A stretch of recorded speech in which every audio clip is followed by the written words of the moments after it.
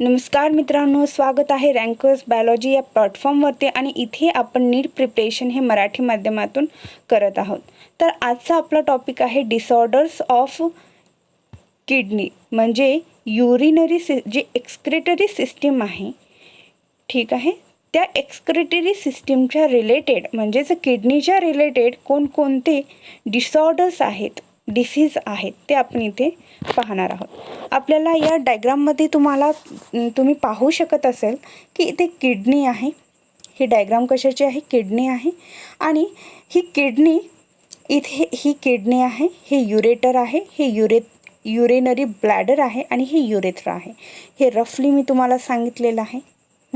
ठीक आहे. तर आपण आता टॉपिककडे जाऊया. एवढं तुम्हाला लक्षात आलं पाहिजे की ही किडनी आहे, हे युरेटर आहे, हे युरेथ्रा आहे, हे युरिनरी ब्लॅडर आहे आणि हे युरेथ्रा आहे.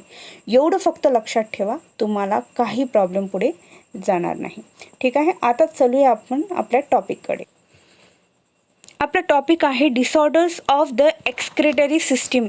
आता एक्सक्रेटरी सिस्टीमच्या रिलेटेड कोणकोणते डिसऑर्डर्स होऊ शकतात हे आपण इथे पाहणार आहोत. तर सिंपल, साध्या, सोप्या भाषेमध्ये मी तुम्हाला सांगण्याचा प्रयत्न करेल, तर तुम्ही फक्त शांतपणे ऐकून घ्या. ही आपली किडनी आहे, इथे मी ड्रॉ करते. ही बीन शेप आपली काय आहे? किडनी आहे. हे युरिनरी काय आहेत? आता युरेटर आहेत. दुसऱ्या पेननी दाखवते, युरेटर आहे. त्यानंतर खाली काय आहे? युरिनरी ब्लॅडर आहे. युरिनरी ब्लॅडर आहे आणि हे युरेथ्रा आहे. सगळ्यात खाली कोण आहे?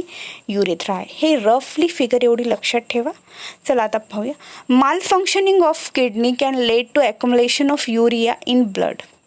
तर माल फंक्शनिंग ऑफ किडनी म्हणजे काय? तर आपल्याला माहिती आहे, आपण म्हणतो किडनी फेल झाली. अर्थात किडनी फेल होणं म्हणजे काय की किडनी प्रॉपर त्याचं काम व्यवस्थित न करणं. आता तर या कंडिशनला सायंटिफिक भाषेमध्ये म्हणतात युरेमिया. का? तर किडनी फेल झाली. किडनीचं काम काय आहे की आपल्या शरीरातील जे युरिया आहे त्याचं काय? गोळा करणे आणि आपल्या शरीराबाहेर फेकणे. पण जर किडनीच फेल झाली असेल, ती मशीनच खराब झालेली असेल, तर युरिया कोण कलेक्ट करणार? मग ते युरिया काय होतं की आपल्या शरीरामध्ये काय होतं? गोळा होतं, जमा होतं. आपल्या शरीरामध्ये ते युरिया ॲक्युमुलेट होतं म्हणजे असे गोळा होतं. ठीक आहे. आणि याचं जेव्हा हे युरिया इथं गोळा होते याला म्हणतात युरेमिया कंडिशन. कोणती कंडिशन? तुम्हाला हे विचारू शकतात की जेव्हा accumulation of urea in the blood, या कंडिशनला काय म्हणतात? तर युरेमिया म्हणतात. आणि याच युरेमियामुळं होतं किडनी फेल. आपण जे म्हणतो ना किडनी फेल झाली पेशंटची, तर ती काय होते? हे युरेमिया होतं, ॲक्युमुलेशन ऑफ युरिया. का? कारण ते शरीराच्या बाहेर फेकल्याच जात नाही. का? कारण ते काम आहे किडनीचं फेकणं. पण किडनी जर बंद पडली असेल तर ते काम कोण करणार? हेच आहे इथे. त्यालाच म्हणतात किडनी फेल झाला. In a such patient urea can be removed by a process called hemodialysis. मग काय म्हणतात आपण पेशंटला? तुम्ही जवळपास ऐकलं असेल की व्यक्तीची किडनी खराब झाली, त्यांना डायलिसिसला नेलं. डायलिसिसला नेणं म्हणजे काय? तेच आहे हिमोडायलिसिस. डायलिसिस म्हणजे काय? फिल्टर करणं. डायलिसिस म्हणजे फिल्टर. आता हिमो काय आहे? हिमो कारण आपलं ब्लडला आपण हेम म्हणतो. ठीक आहे. आयन असतं म्हणून हेमा म्हणतो ब्लडला. तर त्यापासून ब्लडचं फिल्ट्रेशन करणं म्हणजेच हिमोडायलिसिस, म्हणजेच रक्ताचं काय करणं? शुद्धीकरण करणं. During the process of haemodialysis the blood drained from the convenient artery is pumped into the dialysing unit called the artificial kidney. मग या हिमोडायलिसिसमध्ये काय होतं की आर्टिफिशियल किडनी, जी बाहेरील किडनी, कृत्रिम किडनी आहे, त्याद्वारे त्या पेशंटचं जे ब्लड आहे ते काय केलं जातं? फिल्टर केलं जातं आणि त्यामधून युरिया कलेक्ट केला जातो आणि तो युरिया त्याच्या शरीराच्या बाहेर फेकला जातो, जेणेकरून त्याला थोडा आराम भेटतो. हेच काय आहे? डायलिसिस करणे. आता या डायलिसिसमध्ये काय होतं की blood drain from a convenient artery is pumped into a dialysing unit after adding. आता इथं काय दिलेलं आहे त्यांनी, आर्टिफिशियल किडनी असते, त्यामध्ये दोन ज्याच्यातून एक जे ब्लड ज्याच्यामध्ये युरिया आहे ते टाकलं जातं, आणि त्याच आर्टिफिशियल किडनी आहे, समजा ही आर्टिफिशियल किडनी आहे, यामध्ये हे ब्लड टाकलं जातं जे की ज्याच्यामध्ये युरिया ॲक्युमुलेट आहे, आणि इथून ते ब्लड की नाही फिल्टर करून छान स्वच्छ ब्लड हे बाहेर काढलं जातं.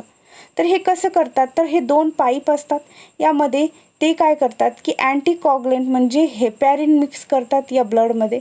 हेपॅरिन मिक्स करावं लागतं का, नाहीतर हे ब्लड काय होईल, क्लॉटिंग होईल ना, तो व्यक्ती तिथेच मरेल, म्हणून हेपॅरिन त्यामध्ये टाकतात. मग त्यानंतर ते सेलोफोन टेपनी ते सराउंड बांधलं जातं, आणि त्या अशी प्रोसेस सगळी करून ते ब्लड काय करतात, फिल्टर करतात. Composition as that the plasma accept the nitrogenous waste, the porous cellophane membrane of the tube allow the passage of molecules best. जे युरेटर आहे त्याचं काम सेलोफेन मेम्ब्रेन करते, सेलोफेन ट्यूब करते, ते सगळं काय करतात की आर्टिफिशियल किडनीद्वारे रक्त फिल्टर करतात, एवढंच लक्षात ठेवा. आणि त्याच्यामध्ये हेपॅरिन टाकतात का, कारण हेपॅरिन काय करतं की ब्लडला कॉगलेट होऊ देत नाही, आणि त्यानंतर त्यांचं काम झाल्यानंतर ते अँटी हेपॅरिन त्याच्यामध्ये टाकून देतात, जेणेकरून ते ब्लड नॉर्मल आपलं होतं. The cleared blood is pumped back to the body through the vein after adding anti heparin to it. ठीक आहे, तर हे काय करतात, मग आपलं स्वच्छ केलेलं ब्लड आपल्या शरीरामध्ये वापस टाकतात, आणि त्यामध्ये अँटी हेपॅरिन टाकतात. शरीराच्या बाहेर काढतात तेव्हा काय करतात, हेपॅरिन टाकतात त्यामध्ये. का, कारण बाहेर आल्यानंतर ब्लड आपलं कॉगलेट होतं, गोळा होतं, रक्त जमा होतं, ते होऊ नये म्हणून हेपॅरिन टाकतात. आणि आपल्या शरीरामध्ये टाकताना अँटी हेपॅरिन म्हणजे काढून टाकतात, कारण आपल्या बॉडीमध्ये हेपॅरिन ऑलरेडी तयार होतं ना. This method is boon for thousand of uraemic patient all over the world. Yes, आणि ह्याच मेथडनी अनेक जे किडनी फेल्युअर पेशंट आहेत ते जिवंत आहेत. आता आपण खाली पाहूया. हे एवढं सगळं झालं किडनी फेल्युअरचं. मेन आहे युरेमा काय आहे, विचारतील तुम्हाला. युरेमा हे लक्षात ठेवा, विसरू नका. युरेमा काय आहे, तर ॲक्युमुलेशन म्हणजे गोळा होणे युरिया कुठे, ब्लडमध्ये, या कंडिशनला म्हणतात युरेमा, हे लक्षात ठेवा, हे येऊ शकतं एक्झामला. आता kidney transplantation is the ultimate method the correction of acute renal failure. आता दुसरी एक मेथड आहे, हे हिमोडायलिसिस करणे, ही एक मेथड आहे आपल्या किडनीचं फंक्शन व्यवस्थित करण्यासाठी. आणि दुसरी काय आहे, किडनी ट्रान्सप्लांट करा. तुम्ही ती किडनी काढून टाका आणि नवीन चांगली किडनी त्या पेशंटमध्ये टाका, हे एक ऑप्शन आहे. A functioning kidney is used in a transplantation from a donor, देणारा दाता, प्रिफरली क्लोज रिलेटिव्ह, आणि देणारे कोण असतात, तर आपल्या जवळचे रिलेटिव्ज असतात. ठीक आहे, to maintain its chances rejection by the immune system of the host. Yes, आपल्या शरीराला ती किडनीसुद्धा काय साजेशी पाहिजे, म्हणजे आपल्या शरीराला जे इम्युनी सिस्टम, ती जर किडनी आपण ट्रान्सप्लांट केलं पण ती जर आपल्या शरीराला सूटच नाही झाली, तर ते काय होतं, किडनी फेल परत होते, रिजेक्शन होते, त्यामुळे अजून प्रॉब्लेम येतो आणि पेशंट मरतो सुद्धा. Modern clinical procedure have increase the success rate of such complicated technique. मग ही सक्सेस रेट, आता ही ट्रान्सप्लांटेशन करण्यापेक्षा त्यांनी रिनल कॅल्क्युले, ग्लोमेरुलर नेफ्रिटिस हे एक मेथड काढलेली आहे. आता सायन्समध्ये नवीन काय होत आहे, प्रगती होत आहे, आणि त्यातून अनेक अशा वेगवेगळ्या टेक्निक निघत आहे. तर त्यातील आहे रिनल कॅल्क्युली. आता रिनल कॅल्क्युली म्हणजे काय, तर stone or insoluble mass of crystallised salt form within the kidney. तर हे काय होतं, रिनल कॅल्क्युली म्हणजे काय आहे. आता हे डिसऑर्डर्स आहेत. रिनल कॅल्क्युली म्हणजे काय होते, किडनीमध्ये काय होतं, स्टोन होतं. आपण म्हणतो ना, किडनीमध्ये स्टोन झाला, त्यामुळे त्याची किडनी काम करण्याशी झाली. तर हे स्टोन होणं म्हणजे काय, तर रिनल कॅल्क्युली म्हणतात याला. ठीक आहे, तर डॉक्टरी लँग्वेजमध्ये, सायंटिफिक लँग्वेजमध्ये याला रिनल कॅल्क्युली म्हणतात. ते म्हणजेच काय, स्टोन होणे किडनीमध्ये. ते स्टोन कशाचे असतात, ऑक्झॅलेट साल्टचे असतात आणि एक्सेट्रा साल्टचे असतात. आता हे ग्लोमेरुलर नेफ्रिटिस म्हणजे काय, तर inflammation of glomeruli of kidney. आपल्याला माहिती आहे ग्लोमेरुलस, किडनीमध्ये ग्लोमेरुलस असते. मी तुम्हाला शो करते क्लिअर. हे पहा, इथे आहे ग्लोमेरुलस, इथे आहे, हे बघा, हे हे हे असं पोर्शन आहे ना, हे आहे ग्लोमेरुलस. तुम्हाला इथे क्लिअर झालं का ग्लोमेरुलस काय आहे, हे आहे. ठीक आहे. हेच जे ग्लोमेरुल आहे, हेच जे ग्लोमेरुलस आहे, या ग्लोमेरुलसवर सूज येणे, हे डॅमेज होणे म्हणजे ग्लोमेरुलस नेफ्रिटिस. ठीक आहे, ग्लोमेरुलस नेफ्रिटिस. एक आहे रिनल कॅलिक्युला म्हणजे स्टोन होणं, आणि दुसरं आहे ग्लोमेरुलर नेफ्रिटिस म्हणजे काय आहे, जे ग्लोमेरुलस आहे याच्यावरती सूज येणे, हे डॅमेज होते. तर तुम्हाला आजचा टॉपिक क्लिअर झाला असेल. यामध्ये काही अडचण असेल तर तुम्ही मला नक्की कमेंट सेक्शनमध्ये विचारा. तुम्हाला अजून कोणतं लेक्चर हवं आहे ते सुद्धा तुम्ही कमेंट सेक्शनमध्ये सांगा.